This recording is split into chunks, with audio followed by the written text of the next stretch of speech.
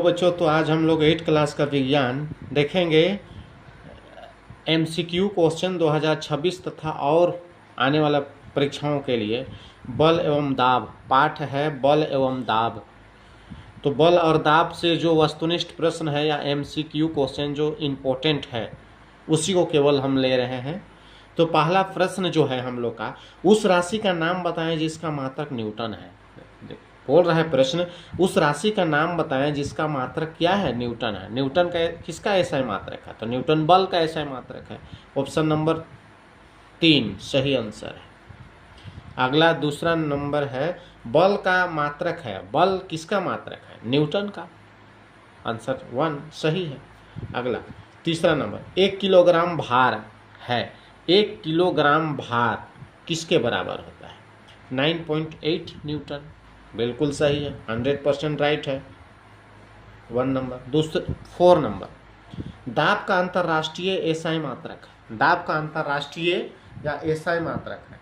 SI का अर्थ होता है सिस्टम ऑफ इंटरनेशनल, तो वही अंतर्राष्ट्रीय मात्रक। तो दाब का अंतर्राष्ट्रीय मात्रक क्या है, न्यूटन है, मीटर है। न्यूटन प्रति वर्ग मीटर कोई नहीं, तो न्यूटन प्रति वर्ग मीटर बेटा। ऑप्शन नंबर तीसरा।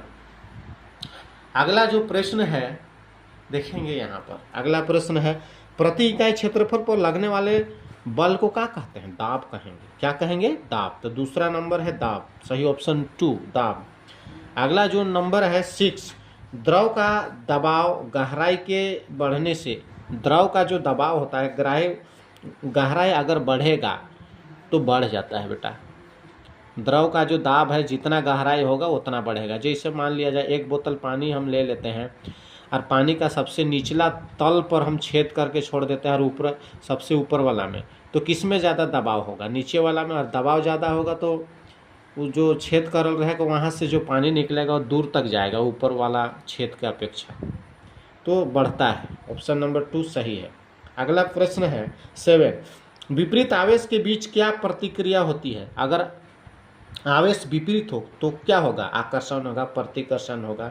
तो ऑप्शन नंबर ए सही, आकर्षण होगा। अलग अलग आवेश होंगे तो आकर्षण होगा, एक आवेश होगा तो प्रतिकर्षण होगा। तो ऑप्शन नंबर ए आकर्षण। अगला प्रश्न है प्रश्न नंबर 8 नंबर, गिरते हुए आम पर कौन सा बल लगता है। आम गिर रहा है तो कौन सा बल लगेगा। हाँ, तो थोड़ा सोचने वाला बात है। आम गिर रहा है तो कौन सा बल लगेगा, तो न्यूटन ने सेब के पेड़ के नीचे बैठे थे न्यूटन जी, उस समय सेब तो गिरा था, तो कौन सा बल लगा था उसमें, गुरुत्वाकर्षण। तो इसमें भी वही बल लगा, गुरुत्वाकर्षण। सेम सब, सिंपल सा बात है बेटा, गुरुत्वाकर्षण बल। ऑप्शन नंबर 3 सही आंसर है। अगला प्रश्न है, कुएं से पानी खींचना कैसा बल है। ये तो पानी हम खींच रहे हैं कुआं से, तो कौन सा बल है, अभिकर्षण या आकर्षण या 1 2 दोनों, कोई नहीं, अभिकर्षण बल बेटा, अभिकर्षण। ऑप्शन नंबर 2 राइट है।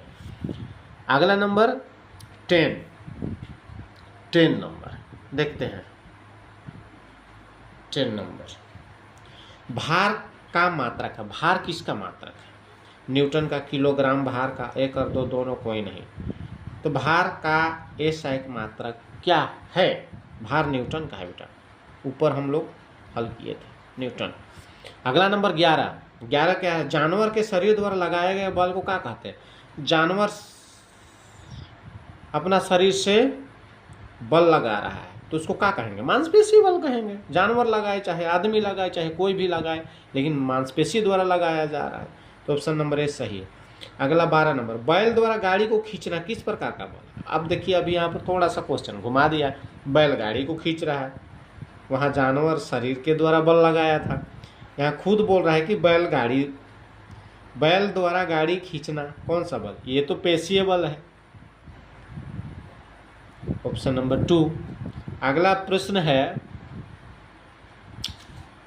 अगला प्रश्न 13, दरवाजे को धक्का देने पर कैसा बल लगेगा। दरवाजा धक्का देंगे तो कैसा बल लगेगा, अभिकर्षण, आपकर्षण। तो कौन सा बल लगेगा, आपकर्षण। ऑप्शन नंबर 2 सही है। अगला नंबर देखेंगे, बल होता है, बल क्या होता है, शक्ति होता है, दाब होता है, अपकर्षण होता है, अभिकर्षण क्या होता है।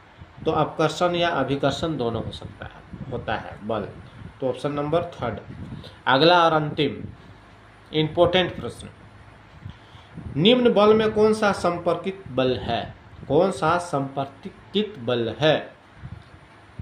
संपर्क के द्वारा बल लगाया जाता है किसमें? गुरुत्व बल में। गुरुत्व बल तो दूर से लगता है। चुंबकीय बल ये भी दूर से लगता है। स्थिर वैद्युत बल ये भी दूर से लगता है। हाँ, घर्षण बल संपर्क से लगता है। दो सतहों के बीच लगने वाले बल को घर्षण बल कहते हैं बेटा। इसलिए कौन सा बल होगा? ऑप्शन नंबर 4 घर्षण बल इज राइट 15 का।